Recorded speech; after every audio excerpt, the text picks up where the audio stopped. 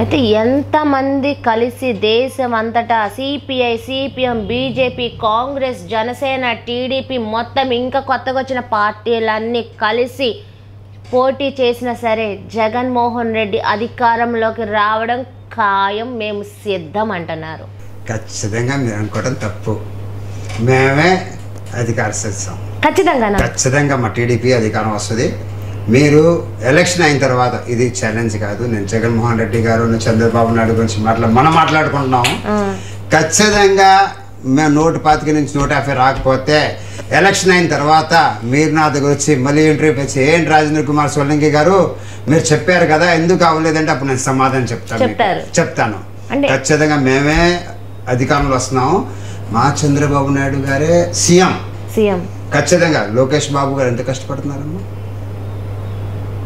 పడుతున్నారు లేదా మీరే చూడండి. దాన్ని నేను చెప్పాల్సిన అవసరంలా. శంకారావు అన్నారు, మన పాదయాత్ర అన్నారు, ఎక్కడ పడితే ఎక్కడ తిరుగుతున్నారు, ఒక్కడే వెళ్ళిపోతున్నారు, ప్రతి ఒక్కరు కలుస్తున్నారు. మరి అంత కష్టం వద్దా? పాదయాత్ర చేసింది ప్రతి ఒక్కరు గెలిచారు తప్ప ఎవరు ఓడిపోలేదమ్మా. ఫస్ట్ పాదయాత్ర చేసినారు అంటే పాదయాత్ర ఇప్పుడు రాజశేఖర రెడ్డి చేశారు, గెలిచారు, అందరూ చేసిన వాళ్ళందరూ గెలిచారు కాబట్టి నారా లోకేష్ చేశారు కాబట్టి గెలుస్తారు. అంటే మంగళగిరి గెలుస్తారా? మంగళగిరి కాదు, టీడీపీ గెలుస్తుందమ్మా. టీడీపీ పార్టీ ఆయన తండ్రిగా సపోర్ట్గా ఉండి, తండ్రిగా బాగా సపోర్ట్గా ఉండి తండ్రిని పైకి తీసుకోవాలని చెప్పేసి కష్టపడుతున్నారు. కానీ ఆయన కూడా ఐటీ మినిస్టర్ చేశారు గతసారి. తండ్రికి బాగా సపోర్ట్ చేసి పార్టీని ఎలా పైకి తీసుకురావాలని చెప్పేసి వాళ్ళ వారసత్వం ఆయనే కదా. ఇప్పుడు బాబు గారు 73 సంవత్సరాలు, కానీ 16 సంవత్సరాలు యంగ్ మ్యాన్. ఆయనకు వయసు అయిపోయింది, ఆయనకి వయసు అయిపోవటం ఏంటమ్మా? అయ్యో ముసలోడు అని చెప్పి కూడా జగన్మోహన్ రెడ్డి అంటున్నారు. అధికార పార్టీ వాళ్ళు చేస్తారు, అధికార పార్టీ వాళ్ళు వెళ్ళడం పర్వాలా. అధికార పార్టీ వాళ్ళు ఎవరైనా సరే నాకు ఛాలెంజ్ చేయమని చెప్పండి. బాబు గారితో పార్టీ ఎవరైనా 10 గంటల లాగా మన స్టాచ్యూ లాగా నుంచోగలరా నాకు చెప్పమని చెప్పండి. బాబు గారు స్టాచ్యూ లాగా నుంచొని ఫోటో తీస్తారు. మేము కల్లారా స్టేట్ పార్టీ ఆఫీస్లో చూసాం. ఆయన అలా ఇలా వచ్చి ఇలా ఫోటో తీస్తారు. అలా ఆయన మటుకు అక్కడి నుంచి కదలం కూడా ఇంచు కూడా కదలట్లా. వయసు అనేది నంబర్ మాత్రమే. చంద్రబాబు నాయుడు గారు వయసు నంబర్ మాత్రమే. ఆయన ముసలోడు కాదు. అమ్మో, ఆయన ముసలాడు. పోనీ చంద్రబాబు నాయుడు మరి ముసలాడు అయిపోయారు కదా, ఒకప్పుడు ఏమో కానీ ఇప్పుడు ఏం చేయలేడు అని అంటున్నారు కదా.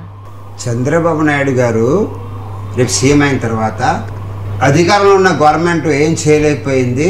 చంద్రబాబు నాయుడు గారు వచ్చే 100 yearsకి మొత్తం అందరినీ డెవలప్మెంట్ చేసేసుకొని ప్రతి ఒక్కరికి వర్క్ అంటే ప్రతి ఒక్క ఉపాధి కలిగించి వెళ్తారమ్మా. అది మా విజన్, అది మా చంద్రబాబు నాయుడు విజన్ అమ్మా. అది ఆయన ఖచ్చితంగా సృష్టిస్తారు. 100 సంవత్సరాల జీవితాన్ని చంద్రబాబు నాయుడు ఇస్తారు కూడా.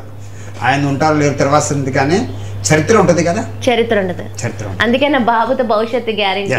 100% గ్యారెంటీ ఉంటుంది. బాబుతోనే భవిష్యత్తు గ్యారెంటీ, బాబుతోనే ఏపీ డెవలప్మెంట్ గ్యారెంటీ. బాబే రావాలి, బాబే కావాలి. అసలు జగన్మోహన్ రెడ్డి ఎందుకు వద్దు అంటే ఇప్పటికి చాలా కారణాలు ఉన్నాయి. చెప్పండి. ఏం చెప్తామని చెప్పడానికి చాలా ఉన్నాయి. మీకు కూడా తెలుసు, నాకు కూడా తెలుసు.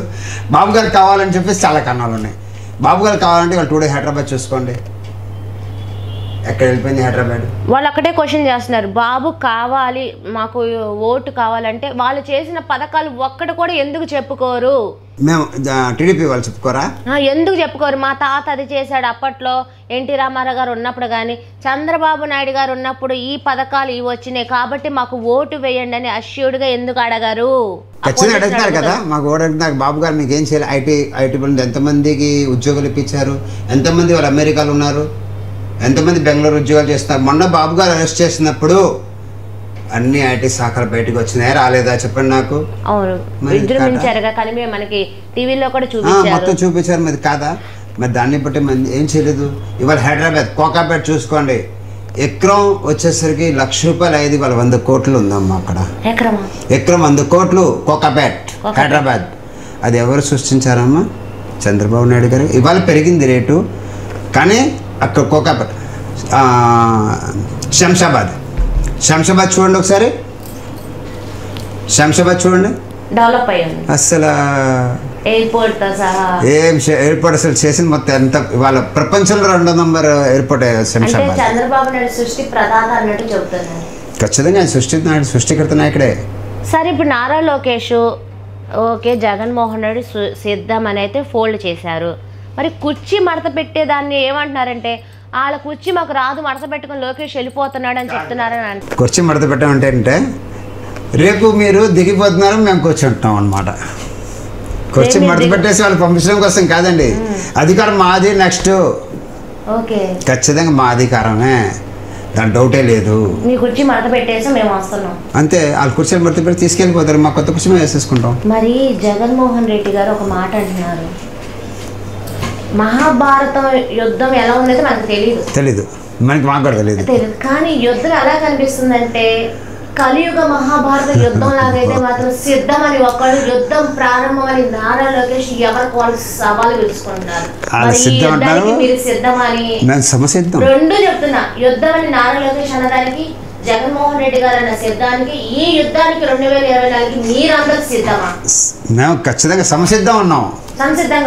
ఖచ్చితంగా ఉన్నాం. తెలుగుదేశం పార్టీ ప్రతి ఒక్కరు మేము గెలిచి వస్తాం, సంసిద్ధంగా ఉన్నాం. గెలుపు దిశగా ఖచ్చితంగా మీరు చూడండి, చెప్తున్నా ఖచ్చితంగా మేము గెలుస్తున్నాం. మాలో కాదమ్మా, జనాల్లో మాకు తేడా వచ్చేసింది.